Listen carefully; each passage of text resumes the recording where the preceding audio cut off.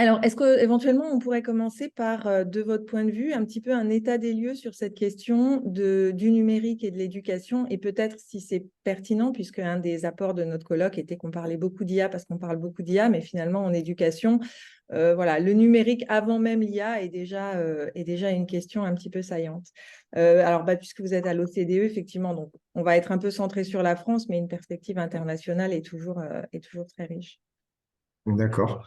Bon, déjà, enfin, je ne sais pas si vous avez vu, mais on a sorti comment ça s'appelle en français? C'est les perspectives de l'éducation numérique, hein. Oui, Donc, tout à fait. où on fait un peu une synthèse justement de un état des lieux, enfin, qui a été donc prévu avant le Covid, hein, comme sur en fait où on en est en termes de frontières technologiques dans l'éducation, pour faire deux choses différentes. Un, enseigner, donc vraiment dans comment ça peut être utilisé dans la salle de classe, et l'autre, comment ça peut être utilisé plus pour aider les décideurs publics à gérer le système éducatif. Donc, c'est un petit peu les deux choses. Alors, euh, on parle beaucoup maintenant effectivement d'IA dans l'éducation. En fait, ça correspond à beaucoup de choses qui sont un petit peu différentes.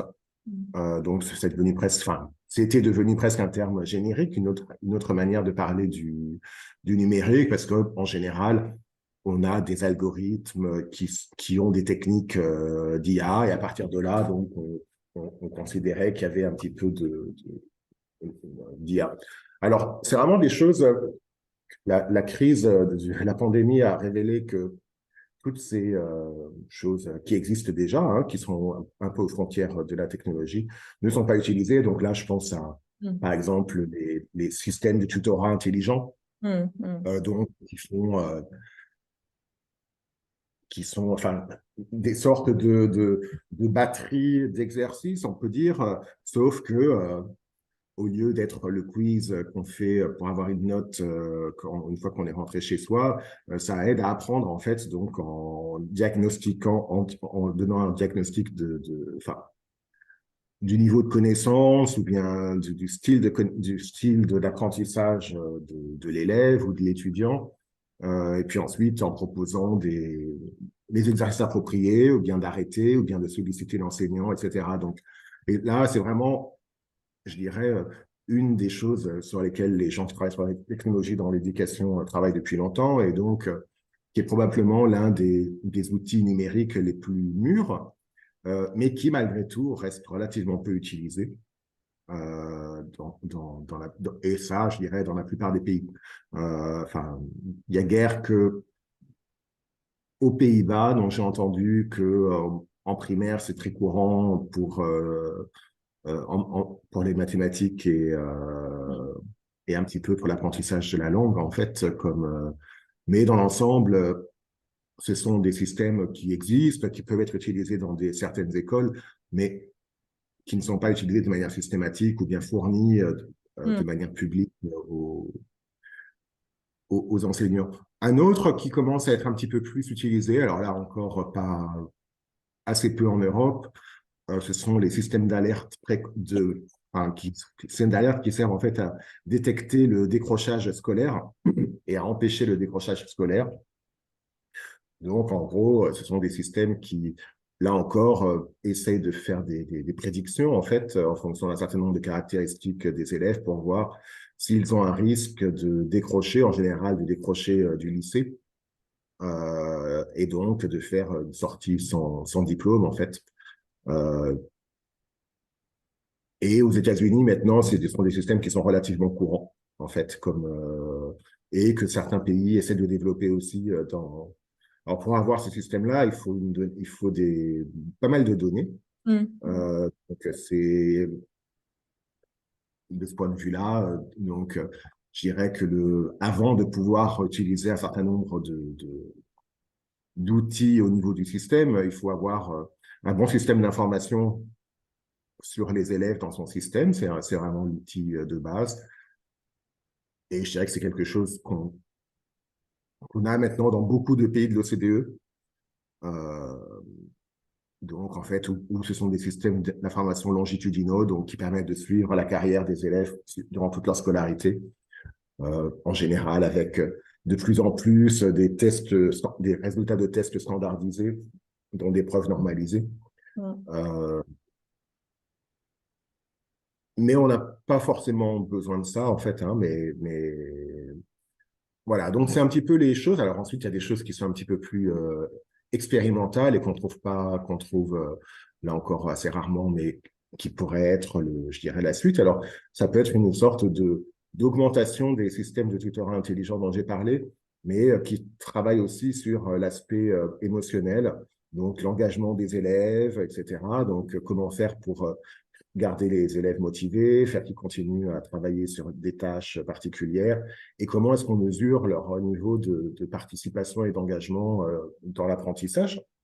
Donc là, ce sont des choses qui sont avec des techniques par exemple, de suivi des yeux, des pupilles, des caméras qui essaient d'étudier l'expression faciale, ou bien parfois des choses qui sont plus simples, dans le cas où c'est beaucoup de choses qui sont faites parfois avec des tâches qui se font en ligne.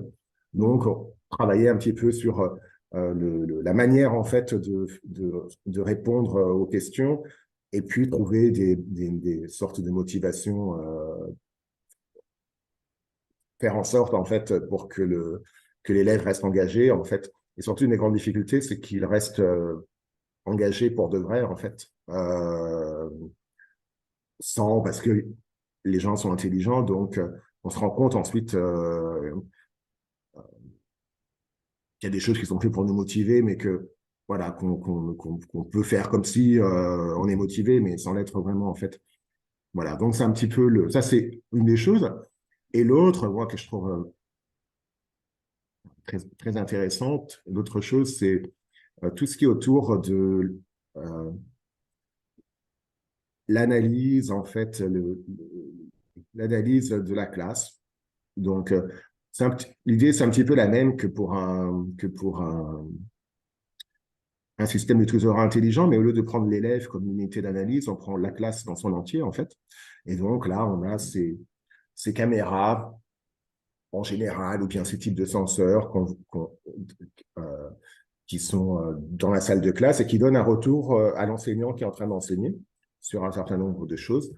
Donc, ça peut être des choses qui lui permettent en général, c'est pour le professeur, soit c'est pour aider en fait à faire le cours. Donc, par exemple, si on a une classe je sais pas, de 30 élèves et qu'on leur donne à faire des travaux individuellement, il y a des choses qui sont faites pour aider à gérer le temps. Donc, voir quand, quand on a un certain nombre d'élèves qui ont fini leur tâche et qui commencent à s'ennuyer ou à ne rien faire, donc, dans quelle mesure le temps supplémentaire va permettre à ceux qui n'ont pas fini de finir la tâche eux aussi, ou bien est-ce qu'il vaut mieux en laisser un certain nombre qui n'ont pas fini de faire ce qu'ils font pour reprendre le cours. Bon, ça c'est un exemple. L'autre chose, ça peut être de voir quand on fait travailler les gens en groupe, euh, de faire repérer qui a besoin d'aide à un moment donné, en fait, et donc d'aider l'enseignant ou l'enseignante à aller de groupe en groupe de la manière la plus appropriée. Donc ça, c'est quand on fait des choses, je dirais, pendant le cours, puis beaucoup d'autres choses. C'est plutôt pour donner un retour, je dirais, après la classe. Donc pour savoir, par exemple, euh, combien de temps qui a parlé. Donc est-ce que c'est l'enseignant qui parle tout le temps ou bien est-ce que la parole est partagée avec les élèves?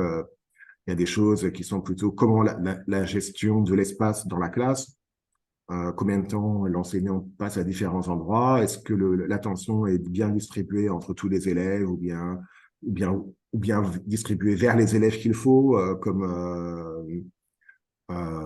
et donc ça, c'est le genre de choses qu'on voit après coup pour réfléchir à sa pratique.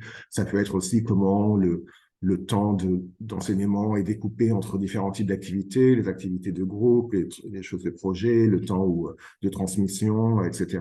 Et donc, évidemment, l'objectif est de faire, d'automatiser tout ça, quoi, en fait, et donc d'avoir un retour, voilà, un peu automatique. Bon, alors ça, c'est vraiment, enfin, Donc, ça existe, ça a été testé, etc. Mais à ma connaissance, ça doit être utilisé par quelques écoles ici et là, hein, ou bien, mais c'est vraiment, oui, pas quelque chose qui est très connu. Mais qui est intéressant parce que ça montre que, en fait, je dirais que les enseignants ont souvent un manque de retour sur leur pratique, en fait, et donc, c'est quelque chose qui permettrait de leur donner du retour et pour qu'ils réfléchissent et pour qu'ils essaient d'améliorer leur pratique. Donc voilà, ça c'est un petit peu je dirais les choses un peu dans le désordre en fait, mais qui sont un petit peu nouvelles, qui en général reposent sur l'IA, Mm. sous une forme ou sous une autre, dans tous ces cas-là. Évidemment, il y a d'autres choses euh, qui ne reposent pas forcément, par exemple tout ce qui est le numérique et les diplômes, par exemple. Donc, les diplômes numériques, donc ça va être du blockchain ou bien des choses qui sont plutôt. Voilà, la question, c'est comment empêcher les gens de falsifier des diplômes ou des qualifications une fois qu'elles ont été émises, en fait, et donc là, c'est plutôt des systèmes informatiques complexes, mais de comptabilité, quoi, en quelque Mm. sorte. Donc, comment faire C'est pour plus vérifier. Et là, pour le coup, plus l'administration du système que la classe elle-même et le travail. exactement. Là, ouais. Ouais, tout à En fait. même temps, c'est une utilisation qui est intéressante aussi euh, en termes parce qu'il rend le diplômé possesseur de son diplôme en gros, et Mhm. que les institutions n'ont plus à s'occuper de les garder, les réémettre. Enfin, et aussi, donc, ça résout aussi un certain nombre pour ceux qui sont très préoccupés par la protection des données privées, ça résout aussi ce problème-là, en fait, ne permettant, enfin, en rendant caduque, en fait, le fait que les établissements gardent toutes ces informations. Donc, voilà, c'est quelque chose qui, bon, là, pour le coup, est en train de se développer. Hein, donc, je dirais que enfin, la plupart du temps, on est encore sur des diplômes numériques qui sont plutôt genre des PDF, quoi, euh, mais je pense que voilà, là, c'est quelque chose d'ici 10 ou 15 ans, tout le monde sera passé à ça, hein, mais évidemment, ça change pas le système de manière très spectaculaire. Donc, je pense que c'est un point qui est intéressant sur le numérique, c'est qu'en tout cas, pour beaucoup d'applications euh, qui sont, je dirais, plus de gestion du système, euh, ça change pas forcément les choses. Et d'ailleurs, même pour les choses qui sont en salle de classe, elles ont été développées en fait avec l'idée du système scolaire actuel. Mm. Euh, donc, c'est des choses qui sont faites pour s'intégrer en fait aux pratiques actuelles et compléter les pratiques actuelles, mais pas forcément pour Innover de faire manière tout fantastique radical. pour la Ouais, forme c'est pas scolaire. Ouais, ouais. exactement. Ah, Donc non. en fait, je dirais, enfin, même beaucoup de ces outils n'étaient par exemple pas forcément adaptés à une situation comme le Covid où on devait faire de l'éducation numérique. Donc si vous prenez par exemple les systèmes d'alerte contre le décrochage scolaire, ça suppose que l'élève va à l'école, en fait, puisque une partie, c'est les absences, c'est les notes qui permettent de voir. Et Mm. donc, s'il est chez lui, il n'y a pas forcément l'information pertinente pour pouvoir le faire, en fait, il y a d'autres choses, par contre, comme les systèmes de tutorat intelligents. Là, on aurait aimé que pendant la pandémie, les élèves aient accès à ce à ce type d'outils pour pouvoir apprendre un peu plus en autonomie avec ce type de système-là. Et qui peuvent ensuite très bien communiquer à distance avec les enseignants et qui leur auraient permis de gérer les gens individuellement, même s'ils ne les ont pas sous les yeux, en fait. Mais une fois encore, ils sont prévus en général pour être utilisés soit en classe ou à l'école Ça peut être aussi à la maison le soir si on veut, mais il n'y a pas de... Et toujours sous la supervision des enseignants. Donc, c'est pas... Il y a peu de systèmes qui sont prévus pour être complètement automatisés, en fait. Donc, ça, je pense que c'est un point qui est, voilà, qui est intéressant. Alors, la discussion a complètement changé avec l'IA générative, comme donc, le ChatGPT et tout ça. Donc, oui, là, donc, on est un peu sur un autre type de questionnement, en fait. Euh, ah, donc, un autre type d'outil dont je n'ai pas parlé, c'est les outils de proctorat informatique. Donc, en fait, ce sont ces outils qui vous permettent de prendre votre examen sans tricher de chez vous, en fait, sur un ordinateur. Donc, ce sont des outils qui ont différents types donc là, qui sont aussi, qui fonctionnent avec de l'IA, qui soit contrôle l'environnement autour de vous pour être sûr qu'il n'y a personne qui est en train de vous aider, ou bien qui bloque certaines fonctionnalités de votre ordinateur pour que vous puissiez simplement utiliser ce que vous devez faire, ou bien qui vous permettent de vous identifier, euh, etc. C'est des outils qui sont, qui sont assez peu utilisés. Il y a peu de pays qui l'ont fait, même pendant la crise. Euh, L'Arabie Saoudite est un des rares cas que je connaisse où effectivement ils ont utilisé ça pour pouvoir continuer les examens pendant la pandémie. Euh, et en général, l'argument, enfin, il y a aussi je connais même en France, des gens dont les enfants passaient des concours pour des écoles privées d'admission et qui ont utilisé aussi ce type de système en fait pour pouvoir le faire à distance. Mais au niveau de l'école publique ou des examens officiels, je connais pas tellement de cas où ça a été le cas. Et en général, surtout en Europe, parce qu'on trouve que c'est trop intrusif au niveau de l'ajustement sans compter le fait que voilà, on n'est jamais sûr que les ordinateurs à la maison vont être suffisamment puissants, avoir les bonnes conditions. Donc il y a tout un scepticisme sur de toute façon l'utilisation, les examens à la maison avec les conditions de connectivité, etc. Qui sont et donc, traditionnellement, pour tout ce qui est enseignement en ligne, les examens, ça se passe dans un centre d'examen.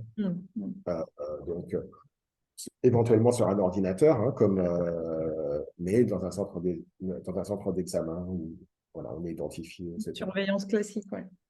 Et on est surveillé aussi, voilà. Ouais. Et on a déjà à sa disposition des ordinateurs qui sont standardisés, qui permettent de faire un certain nombre de choses et pas d'autres, etc. Donc, voilà. Mais il y a ces nouveaux développements. Alors, j'en parle parce qu'effectivement, une des grandes questions pour l'IA, je ne sais pas comment on dit en français, générative, c'est ça Générative, ouais. Enfin, oui, oui. C'est alors, est-ce qu'on va, donc, tout le monde va tricher maintenant. Donc, c'est ça qui est donc, on ne peut plus faire ces examens comme avant parce que ChatGPT va avoir la réponse. Donc, donc, Il y a une réponse. Ouais, voilà, une des réponses, on va faire le travail très rapidement à la place de l'élève. Et donc, évidemment, une des questions, si on continue à rester dans cet état de pensée, en fait, c'est d'utiliser justement ces systèmes de proctorat qui vont pour empêcher, pour bloquer euh, les utilisations. Ou alors, il y a maintenant des systèmes aussi qui permettent de repérer si on l'a utilisé ou pas, etc., un peu comme les systèmes Il y a qui a l'anti-plagiat. des anti-plagiat, oui. Euh, donc voilà, ça c'est un aspect. Mais l'autre question, c'est est-ce qu'on peut en fait utiliser l'IA générative de manière différente en éducation, à la fois pour enseigner, puis est-ce que ça peut être utile aux enseignants? Donc une des utilisations classiques qui est pour les enseignants, qui est mise en avant en ce moment, c'est la préparation des cours en fait. Donc c'est les plans de cours. Euh, à mon avis, ChatGPT n'est pas encore très performant de ce point de vue-là. Moi, j'ai essayé, je n'ai pas été super convaincu par ce qui a été proposé, mais c'est sûr que ça peut aider à faire gagner beaucoup de temps à rechercher, par exemple, dans le cas si on veut développer la créativité ou l'esprit critique, une des difficultés pour les enseignants, c'est eux-mêmes de trouver, d'avoir les différentes perspectives sur un problème. Et donc, ça donne un petit peu d'aide pour voir quelles sont les différentes manières possibles d'approcher une question si on est enseignant.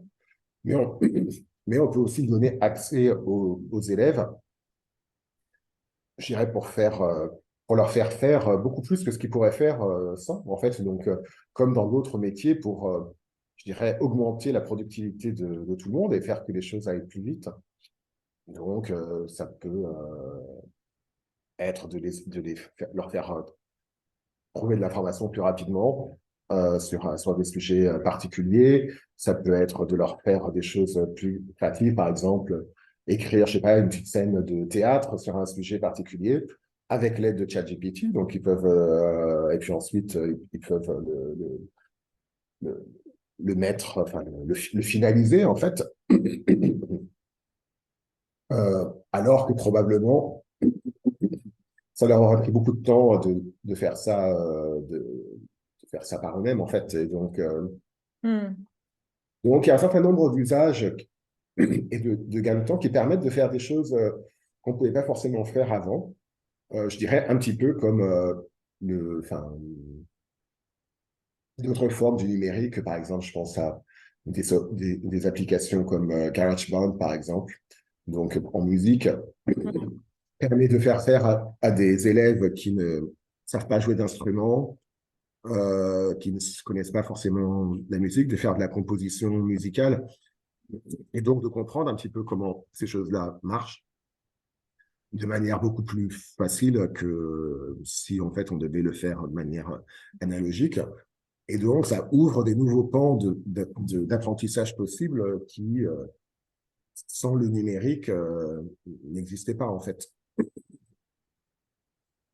Est-ce Voilà, voilà, donc il y a il y a des tas de nouvelles choses qui sont donc rendues possibles par tous ces différents outils. Je pense que comme vous l'avez signalé, il y a une dimension, notamment pour tout ce qui est de la classe, qui est très expérimentale encore, puisque la question, c'est quelle est la plus-value. Alors, on voit la plus-value pour les élèves de ChatGPT ou même de DeepL quand c'est sorti pour, voilà, effectivement, s'épargner du travail. Donc, ça correspond bien à l'intelligence naturelle qui est de s'épargner le maximum d'efforts. Donc là, on est bien raccord sur voilà, nos tendances cognitives naturelles. Par rapport à tout ça, il y a quand même plusieurs enjeux qu'on avait essayé de repérer à l'époque, qui est d'une part, le ChatGPT, comme le reste, est alimenté par les données existantes. Donc, à partir de celles qui ont déjà été produites par source humaine ou avant que celles qui aient été produites par l'IA générative en elle-même ne viennent alimenter. Donc, il y a quand même cet enjeu des données. Et pour ce qui concerne plus particulièrement la classe, effectivement, à l'époque, on s'était intéressé à ce que vous avez évoqué par ailleurs avec la question des examens, c'est-à-dire qu'est-ce qu'il en est du droit, notamment quand on parle d'enfants, d'une analyse faite en classe où les caméras sont pointées sur eux, où toutes leurs interactions sont recensées. Donc, dans un champ de recherche, on a un peu travaillé là-dessus, nous aussi. Donc, on peut avoir un certain nombre d'autorisations, mais est-ce que ça ne serait pas quand même un frein à la généralisation de ce type de dispositif? Donc, ça, c'est un premier point un peu de cadrage éthique. Et puis, un deuxième point, parce que je travaille dans une école expérimentale et voilà, on a toutes ces questions qui sont souvent les retours des enseignants, mais quelle est la vraie plus-value par rapport à un enseignant dont l'expertise qui se construit au fil des années est de savoir repérer à nouveau par intelligence humaine quels sont les élèves qui ont besoin avec des choses auxquelles l'esprit humain, en tous les cas pour l'instant, a une appréhension un petit peu différente. Est-ce qu'il y a des vraies plus-values par rapport à ça, sachant qu'il y a un coût par rapport à la technique, évidemment, alors peut-être pas au niveau de l'OCDE, mais en tous les cas au niveau du monde, il y a évidemment des enjeux financiers pour mettre à disposition ce type de système dans des endroits où, voilà, sans compter le coût en termes de ressources énergétiques et autres, qui sont aussi des questions qu'on va nécessairement se poser. Et au final, finalement, la question de la plus-value ou non pour les apprentissages des élèves, puisque même un certain... GarageBand, ça me rappelle des souvenirs, mais il y a un côté aussi, on essaye de court-circuiter un petit peu une sorte d'effort d'apprentissage, puisque il y a un usage, par exemple, de GarageBand par des débutants, j'allais dire, mais aussi, et finalement, ça vient par des gens qui sont déjà très expérimentés et qui, du coup, vont pouvoir aller encore plus loin. Et là se pose évidemment un sujet qui nous est cher, la question de l'équité et du fait que est-ce que ces choses-là ne vont pas encore à nouveau creuser les inégalités, puisque c'est un petit peu ce qu'on a vu aussi même par rapport, en tous les cas, à ma connaissance, tout ce qui est adaptive learning et autres, c'est-à-dire que ben voilà, ça permet à ceux qui en ont déjà le plus en termes de connaissances, en termes de capacités et autres, d'aller encore plus loin, d'avancer beaucoup plus vite dans les niveaux supérieurs d'exercice parce que, enfin voilà, bon, les enjeux de protection, de réelle utilisation dans la classe et d'équité tant au niveau des pays qu'au niveau des apprentissages des élèves sont un peu des sujets voilà, qu'on retrouve en les croisant sur ces questions-là. Est-ce que vous auriez un retour Alors, sur la plus-value, en fait, c'est vraiment la question clé, effectivement, et je dirais que dans l'ensemble, on en sait assez peu. Enfin, je dirais que enfin, il y a, c'est assez compliqué de faire de la bonne recherche sur ces outils-là, en fait. En partie parce que c'est leur utilisation qui compte. Plutôt que c'est pas. Alors, on peut faire des choses sur l'outil lui-même, en fait, mais dans ce cas-là, il faut qu'il soit relativement automatisé. Mais sinon, tout dépend de ce que font les enseignants avec, en fait. Et donc, enfin, quand on demande quelle est l'efficacité de la technologie, il y a plusieurs questions. Derrière cette question-là, il y a la question qui est est-ce que la technologie ou l'outil technologique fait ce qu'il dit qu'il fait? Donc là, il peut le faire plus ou moins bien. Donc c'est déjà une première question. Ensuite, est-ce qu'il a un effet positif sur l'apprentissage, etc. Ça, c'est une question qui est beaucoup plus difficile en fait, parce que souvent on n'a pas tellement de recherche sur le sujet.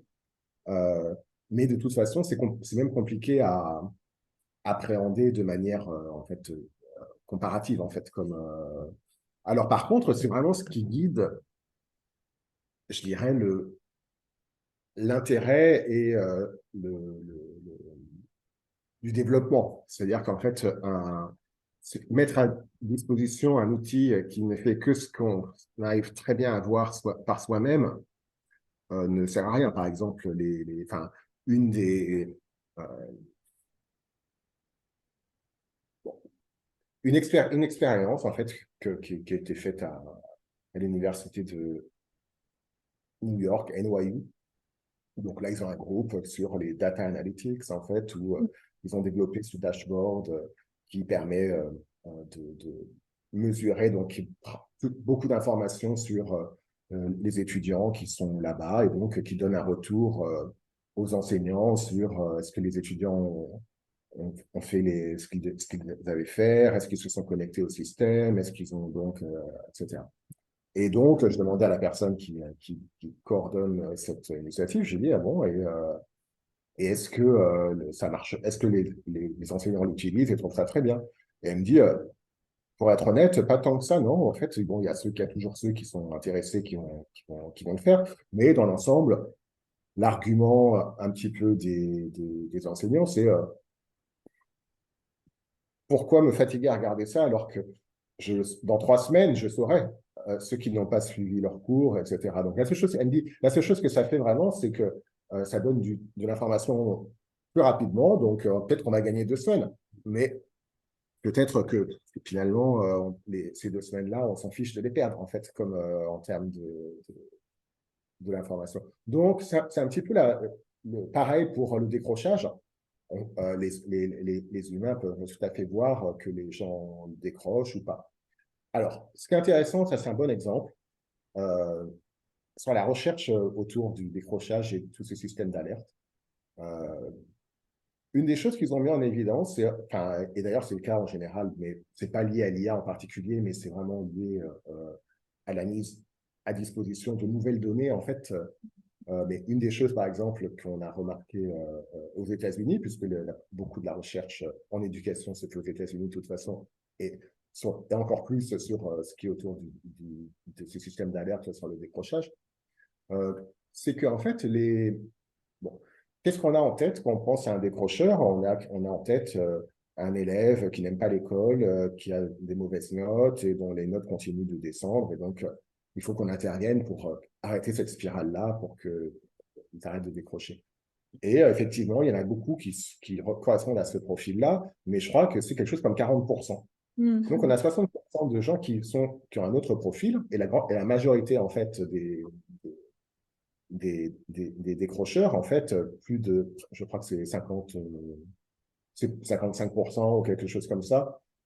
C'est ce que donc les collègues qui ont fait cette recherche appelaient les décrocheurs tranquilles ou bien silencieux, qui, en fait, eux, aiment l'école, ont aussi des notes assez basses, mais des notes assez basses qui montent, qui s'améliorent avec le temps. Le problème, c'est qu'elles s'améliorent trop lentement pour que, en fait, ils arrivent au final aussi à. Donc là, on est dans un autre profil de gens qui, en fait, sont là, ils aiment venir, ils travaillent, mais malgré tout, ça va pas vite. Et là, c'est un profil auquel on pense beaucoup moins Et puis là, ensuite, eux, dans le cas des États-Unis, un troisième profil est là qui représente 10% de leurs élèves, qui sont les très bons élèves qui vont décrocher. Donc, eux, ils viennent à l'école, ils sont très bons, mais en général, alors, soit il peut leur arriver un accident dans leur vie qui fait que ça change, mais il y a, par exemple, un accident administratif qui leur arrive souvent, c'est qu'aux États-Unis, donc, il faut cumuler un certain nombre de crédits pour pouvoir avoir son diplôme de lycée, et eux n'ont pas bien compté leur nombre de crédits, et donc, ils n'ont pas tout une fois qu'ils arrivent à la fin, et ils n'ont pas envie de recommencer, donc, ils décrochent. Alors, c'est intéressant, c'est que euh, là, ce que ça fait, en fait, l'effet de la technologie ou du numérique, c'est que ça nous fait penser différemment, en fait. Ça nous permet d'identifier des différents types d'interventions. Alors, une fois que vous avez un diagnostic, si vous faites rien, ça sert à rien, hein. Donc, de toute façon, au final, ça reste la solution le problème des humains. L'autre chose, c'est que une partie de cette information-là peut être utilisée de manière non éthique. Donc, par exemple, ça peut être que moi, je vois que j'ai des décrocheurs, ben, je me dépêche de les refiler à une école voisine parce que pour pas que ça baisse mes statistiques. Euh, et en fait, une des raisons du décrochage, donc un des profils de décrocheurs, c'est les gens qui passent leur temps à changer d'école. Euh, donc, on les déplace d'une école à l'autre et voilà, ils finissent par décrocher. Donc, voilà, tout ça pour dire que parfois, ça permet de voir des choses qu'on croit connaître, mais qu'on ne voit pas forcément si bien que ça. Euh, Et mais du je coup, dirais que c'est dans ce que vous dites là, en fait, par rapport à de la sociologie plus classique, j'allais dire, qui peut aussi révéler ce genre de choses, c'est plutôt la ouais, quantité de données qu'on aura automatisées et qui permet de faire apparaître de manière plus formalisée des profils et autres, et qui apparaît comme une aide à la décision avec les garde-fous éthiques exactement. sur des Ouais, profils qui sont moins stéréotypés en fait par rapport à ça. Donc c'est un aspect voilà qui vient en appui par rapport à des grandes tendances sociologiques qu'on aura déjà identifiées exactement. dans ces cas. Alors ça, effectivement, on peut faire une étude sociologique qui va montrer ça et qui va avoir un certain nombre de profils. Par contre, l'étude sociologique ne dira pas, oh, attention, Stéphane risque de décrocher, en fait. Et Oui, parce c'est que, ça, un système d'alerte, tout ce que vous disiez sur le fait que c'est un ouais, système ouais. d'alerte qu'on a. Voilà. Donc là, c'est quelque chose qui est plus personnel. Ça pose aussi, alors ça pose un certain nombre de problèmes éthiques et les gens, enfin donc sur lesquels travaillent les gens. Donc par exemple sur quels sont les types de prédicteurs qu'on doit intégrer. Donc là, par exemple, est-ce que dans le cas des États-Unis, on doit intégrer des catégories raciales, par exemple, ou bien voilà. Euh, L'idée en général, c'est de dire qu'il faut qu'on ait aussi peu de données démographique que possible. Donc, pour essayer, si on peut éviter de trouver ça, éviter de les avoir, parce que pour différentes raisons, mais aussi pour éviter certains types de biais, une autre question, c'est la question quand on est en protection des données, la question de l'opacité de ces systèmes-là et parfois de l'IA et du numérique. Et une question, je dirais, importante, c'est est-ce qu'on préfère un système qui fonctionne très bien, mais qui est opaque, ou bien un système qui est transparent, mais qui fonctionne beaucoup moins bien et qui laisse passer beaucoup de gens à travers les mailles du filet. Donc, voilà, ça, c'est les questions. Donc, enfin, en France, pour l'instant, on a fait le choix de l'explicabilité, en fait, donc de choses plutôt transparentes, en fait. Mais est-ce que c'est pas forcément, à mon avis, nécessairement la bonne solution? Ça dépend vraiment quels sont je dirais quels sont les cas d'application, mais dans certains cas, on peut préférer accepter un certain degré de difficulté à expliquer, de transparence pour avoir des solutions qui sont plus efficaces, en fait. Oui, donc du coup, l'exemple là que vous donnez sur les systèmes d'alerte, c'est vraiment une aide au pilotage du système et on voit lorsque c'est bien utilisé et comme vous le soulignez, lorsqu'on a quelque chose, enfin en tous les cas, des interventions à mettre en face des enfants repérer éventuellement quelque chose, Mhm. sinon, bah, c'est juste de l'observationnel. Et on ne peut pas dire que c'est vraiment mis au service voilà, au service des enfants qui sont concernés par ce type de choses. Il me semble, en tous les cas, pardon. Ouais, allez-y.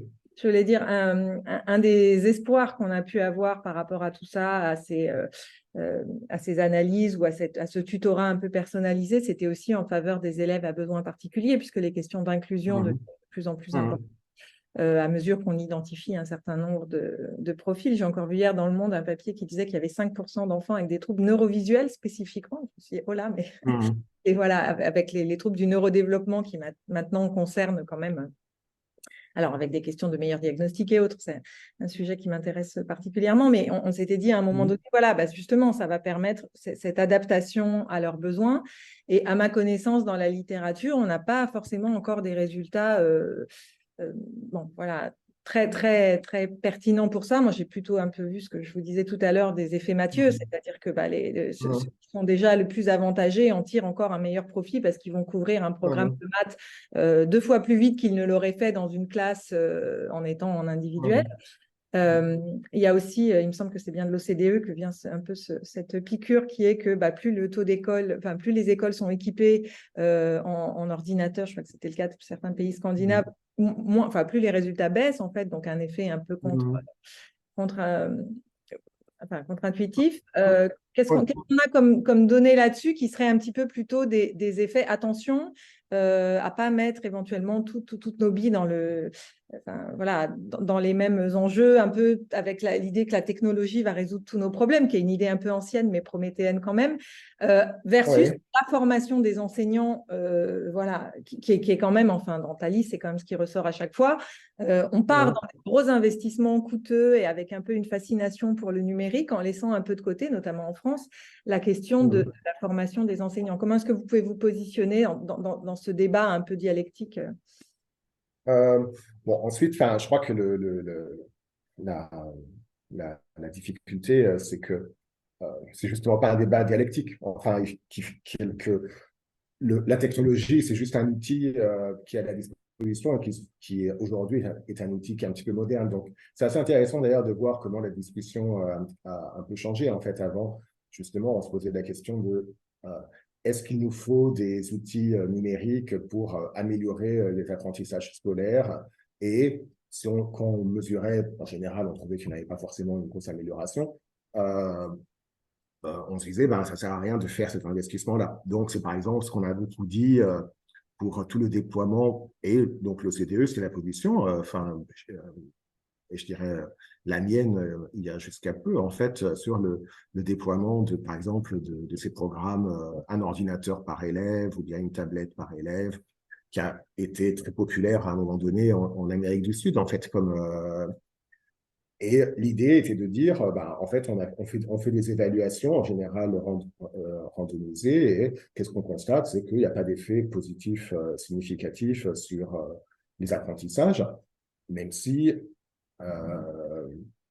il y a un coût. Voilà, donc on s'est dit, ça vaut pas la peine. Ensuite, donc, on a étudié un petit peu différents types de solutions. Bon, ensuite, on a le Covid.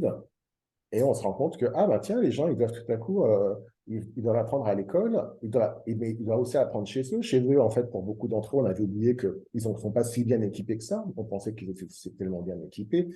Euh, et donc, voilà, donc ça c'est un aspect des choses qui a plus à voir avec l'équité, le fait que la pandémie nous a rappelé que les conditions de travail, on a tendance à faire comme si l'équité, c'était que tout est la même chose à l'école. Mais en fait, les gens n'ont pas la même chose à la maison et en dehors de l'école, et ça compte pas mal pour leur apprentissage aussi, en fait. Donc ça, il y a cette dimension-là, et puis y compris en termes de coûts. Hein, c'est qu'on a aussi, ça c'est un aspect des choses. Mais la seconde question maintenant qui se pose aussi, c'est est-ce que donc en 2023, on peut faire une école qui soit numérique, en fait, qui soit complètement coupée de ces outils-là et qui reste malgré tout l'école moderne. Et là, je dirais que c'est là que le discours a beaucoup changé maintenant. On se dit plus tellement, ah, il faut absolument que les enfants aient accès à des ordinateurs, des tablettes, ou Internet, etc., parce que ça va augmenter leur note en mathématiques ou en français, mais parce qu'on a qu'est-ce que ce serait une éducation où les enfants n'ont pas accès à ce genre de choses Dans qui l'idée d'avoir aujourd'hui. un accès à une littératie numérique qui, de toute façon, Ah leur serait. oui, c'est le quotidien de tout le monde. Donc, pourquoi ne pas utiliser ces outils-là et être formé, comprendre comment ça marche, vu le temps que dans notre société, on passe avec ce type d'outils, en fait. Donc, c'est un petit peu le. Donc, c'est devenu je dirais, non plus seulement un moyen pour l'apprentissage, mais en fait, un objet d'apprentissage également, en fait. Donc, voilà. Ensuite, la question devient pour certains, mais est-ce qu'on doit tout faire en numérique? Est-ce qu'on doit tout le temps être connecté? Et la réponse est évidemment non. Et là, je dirais, il n'y a pas besoin d'études pour ça, en fait. C'est juste le bon sens qui fait comprendre que on ne peut pas être. L'humain n'est pas fait pour passer tout son temps devant un écran ou bien pour interagir avec des gens à travers des écrans. Et donc, voilà. Donc, enfin, ça n'empêche pas de faire des tas d'autres choses. Et il faut rappeler que l'école et l'éducation n'est pas quelque chose de monolithique où soit on ne fait qu'écouter un enseignant qui passe son temps à parler, ou bien soit on passe son temps à faire des examens et tout. Non, en fait, on fait toute la journée, on fait des tas de choses différentes.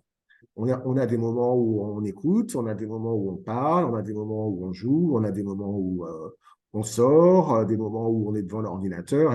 Et voilà, donc en fait, la grande question, c'est comment est-ce qu'on gère euh, les différentes possibilités et comment est-ce qu'on propose si on est enseignant ou bien une école, des scénarios d'apprentissage riches à ses élèves, en fait. Et ils peuvent être avec technologie ou sans technologie. Euh, il y a des tas de choses qu'on peut faire sans technologie et qu'on doit continuer de faire sans technologie. Il y a des tas de choses qu'on peut faire avec technologie. Il y a des choses qu'on ne peut pas faire sans technologie. Donc, et voilà, on a des tas voilà, de possibilités nouvelles. Et je dirais, voilà,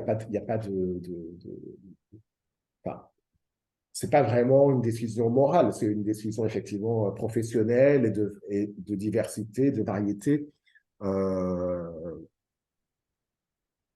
voilà, enfin, et de bien-être des enfants et des enseignants, en fait, hein, donc voilà, je dirais que c'est ça qui est un petit peu. Alors ensuite, sur la question je n'en ai pas parlé directement de l'équité et des inégalités, enfin un petit peu. Donc, par exemple, le système de décrochage, le système d'alerte, en principe, c'est fait pour aider à réduire les inégalités, puisque souvent les décrocheurs, ils viennent de milieux sociaux en général moins favorisés, donc et ensuite ça a un impact sur leur carrière future. Alors les systèmes de tutorat intelligents, vous avez raison qu'il y a quelques études qui montrent que dans certains cas, en fait, ça a permis de réduire l'écart entre les élèves. Donc, si vous regardez, je crois que il y a un encadré je vous enverrai dans les perspectives de l'éducation numérique, dans mon chapitre introductif, il y a un encadré sur une étude justement randomisée qui montre que c'était un système de tutorat intelligent mathématique qui a en fait qui était utilisé en dehors de l'école, donc comme pour faire ses devoirs, et qu'il a réduit en fait l'écart entre les bons les moins bons élèves au début et les bons élèves. Maintenant, il n'y a aucune garantie que ce soit le cas, effectivement. Ça peut aussi bien écarter l'écart, maintenir l'écart. Et donc, c'est effectivement difficile de savoir en termes d'écart ce que ça fait. Et en fait, dans l'ensemble, ce ne sont pas des questions que se posent tellement les gens qui développent ce type d'outils. C'est relativement récent, en fait, que ces questions-là se posent. En fait, donc, ce que disent les gens qui travaillent là-dessus, c'est qu'il faudrait, en fait, réfléchir à cette manière-là dès le départ, en fait, quand on développe ces différents types d'outils. L'autre chose et vous l'avez déjà dit, en fait, où quand même la technologie apporte beaucoup, c'est pour rendre l'école plus inclusive pour les enfants à besoins spéciaux ou spécifiques, comme donc, et là où l'IA joue son rôle avec des choses qu'on a dans notre téléphone, le passage du texte à la voix, de la voix au texte, si on a des soucis visuels, par exemple, la, le diagnostic beaucoup plus rapide et beaucoup plus simple de certaines difficultés, comme la dysgraphie, par exemple. Donc là, maintenant, il y a des systèmes qui permettent juste d'utiliser, grâce à la pression du stylet, de sa manière d'écrire, en fait, qui fait un pré-diagnostic. Alors ensuite, il faut que ce soit confirmé par des humains, comme dans toujours ce genre de choses, mais euh, où on peut identifier les choses beaucoup plus rapidement que ce qu'on était capable de faire. D'autres types d'outils qui permettent d'entraîner en fait des enfants donc, qu'on va dans des choses un peu plus compliquées, des enfants autistes en fait à socialiser comme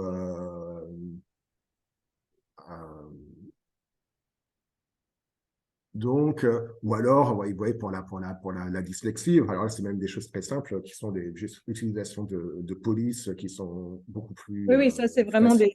des systèmes d'adaptation qui sont même pas de l'ordre de Ouais, l'IA ou autres, qui sont juste ouais, ouais, comment dire, les plus-values matérielles en fait de la ouais. technologie en adaptation plus rapide, ou même effectivement ce diagnostic de la dysgraphie, voilà, où c'est des compensations texte à voix, c'est des compensations sensorielles en fait parfois par rapport, Ouais, voilà, où on a, donc c'est évident, c'est un accès plus facile à certaines connaissances. De là pour des troubles cognitifs un peu exactement. différents, les Voilà. choses sont complexes par rapport à ça, c'est sûr qu'il y a ça.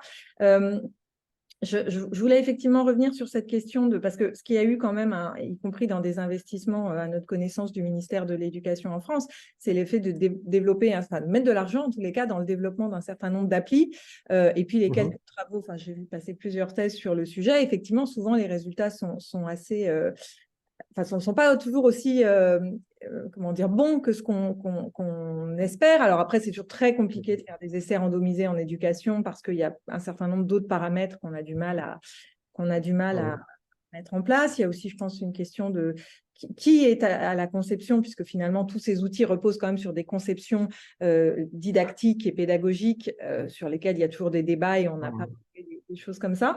Est-ce que néanmoins, c'est une direction générale d'utiliser ces applis, alors certes en soutien, hein, parmi les différents outils à la disposition des enseignants, sur lequel il faudrait aller? Et est-ce qu'on a des résultats dans certains pays voilà, qui montrent que ça marche mieux qu'ailleurs dans certaines conditions par rapport à ce qui se fait en France où finalement, on ne l'a pas dit, mais en termes d'équité, il y a aussi je pense que le Covid a permis de montrer ça, des maîtrises extrêmement variables selon les enseignants eux-mêmes de ces outils, ce qui est encore une cause voilà, de différence dans ce dont bénéficient les élèves dans un système aussi large que l'éducation nationale française.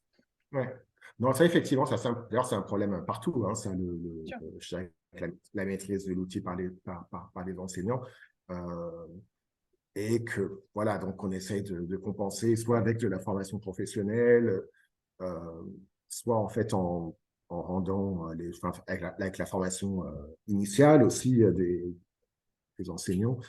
Donc, en généralisant un petit peu l'apprentissage de ces outils-là. Donc, plutôt que d'avoir un cours sur la technologie, que ça se retrouve un petit peu plus partout, en fait, euh, ou bien, en fait, en le mettant dans les programmes scolaires, en fait, hein, donc les incitations secondaires.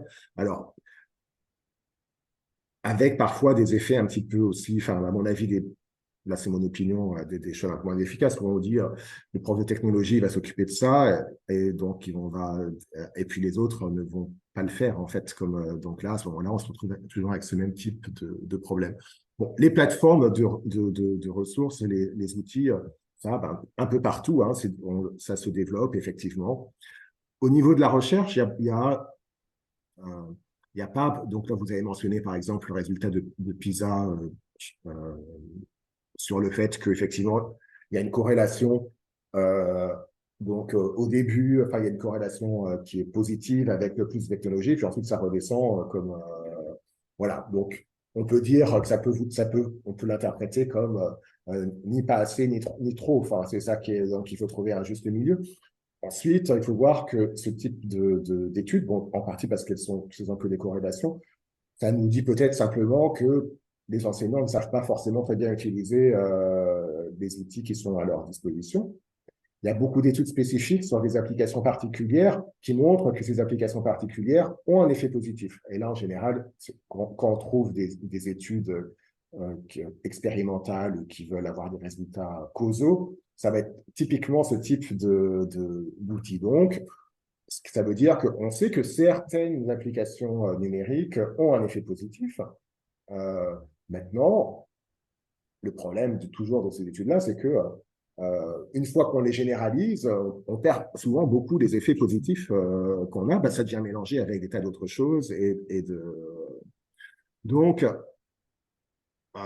est-ce que ça va résoudre tous nos problèmes? Non, je ne crois pas. Hein, euh, est-ce que ne pas les utiliser va régler tous nos problèmes? Je ne crois pas non plus, en fait. Le grand problème des plateformes, et même en termes d'investissement, souvent, c'est que euh, les enseignants ne les utilisent pas, en fait. Hein, c'est ça qui est donc, je dirais que c'est plutôt ça. Il y a un problème parfois donc là, pour le coup, un peu partout, la pandémie a mis en lumière des tas de choses qui existaient déjà avant, mais que personne n'utilisait, dont on ne connaissait même pas l'existence, en fait, euh,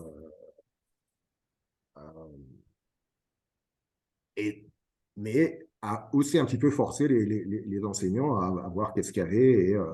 Alors, aujourd'hui, un certain nombre d'entre eux préfèrent revenir aux méthodes comme avant. Dans d'autres endroits, ben, ils continuent à faire un tout petit peu plus de numérique que ce n'était le cas avant. Euh, mais c'est une vraie question pour les pays, en fait, maintenant, de savoir est-ce qu'ils peuvent même pour des questions aussi d'équité, etc., est-ce que ne rien fournir publiquement ou bien ne pas permettre aux enseignants d'avoir accès à ces choses-là est en fait la bonne solution. Surtout que, bon, même si on cherche à vite retourner à la normale et oublier toutes les crises, maintenant on peut se dire qu'il peut y avoir d'autres crises et faudrait être un petit peu plus préparé qu'on ne l'était la fois précédente, en fait. Donc moi, je dirais qu'il y a beaucoup de possibilités d'impact possiblement positif de ces outils-là, mais qu'au final, ça dépend de leur utilisation par des enseignants qui savent les utiliser, en fait. Il y a un certain nombre d'outils qui devraient être mis à disposition des élèves, indépendamment, comme par exemple, si jamais on avait des bons, et si on a probablement de très bons systèmes de tutorat intelligents, pourquoi ne pas permettre, alors peut-être que ce ne sera pas utilisé, c'est ça qui va arriver vraisemblablement, mais pourquoi ne pas permettre à ceux qui peut-être en fait ont moins de soutien de les utiliser. Peut-être que ce ne seront pas eux qui vont les utiliser, mais ensuite il faut réfléchir à-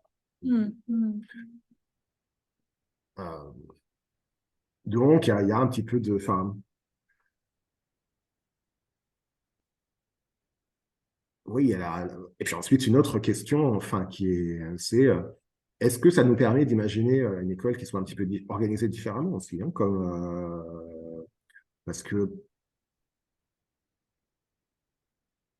là, on a surtout après l'effet Covid, en fait, où on a vu que ben, finalement, on a trouvé des solutions, pas forcément géniales, mais des solutions pour faire des choses dans des conditions qui étaient très particulières.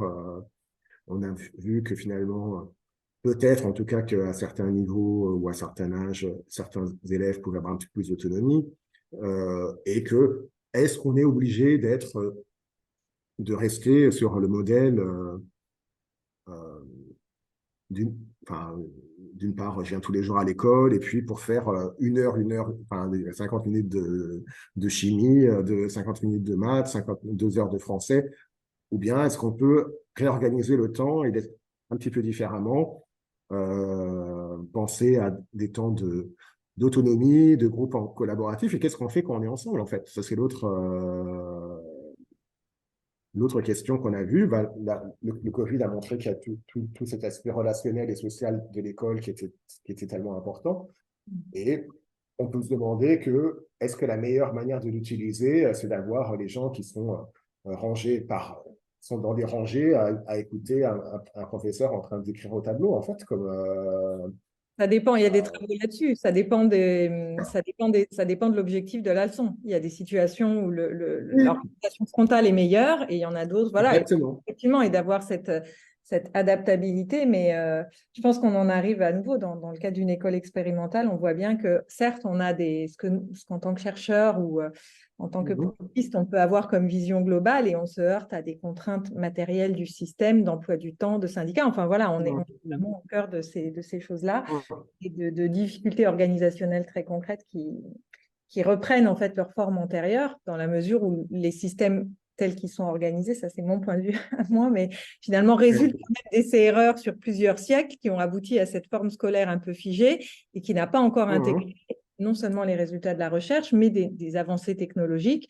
Et on en revient voilà, à cette forme un peu rassurante qui répond aussi néanmoins, et elle ne perdure que pour ça, parce qu'elle répond à un certain Ouais. nombre de contraintes organisationnelles, une sorte d'équilibre économique autour de la trentaine d'élèves pour un enseignant, parce que au-delà, Mhm. voilà, c'est toutes ces choses-là qui nous, qui font Ouais. voilà, que finalement on essaye et dans le cadre plus général de la transformation des métiers par l'IA, il y a quand même une résistance sur un ajout, une aide à la décision, mais effectivement pas forcément autant de bouleversements profonds que ce qu'on aurait pu penser. Mais un atout de plus dans la palette. Je trouve que c'est un peu ce qui ressort de l'ensemble de nos discussions sur les autres métiers aussi, Ouais.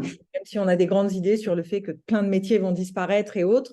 Mhm. Et c'est peut-être qu'ils vont plutôt être facilités ou Ouais. accélérés, un petit peu orientés vers. Ouais.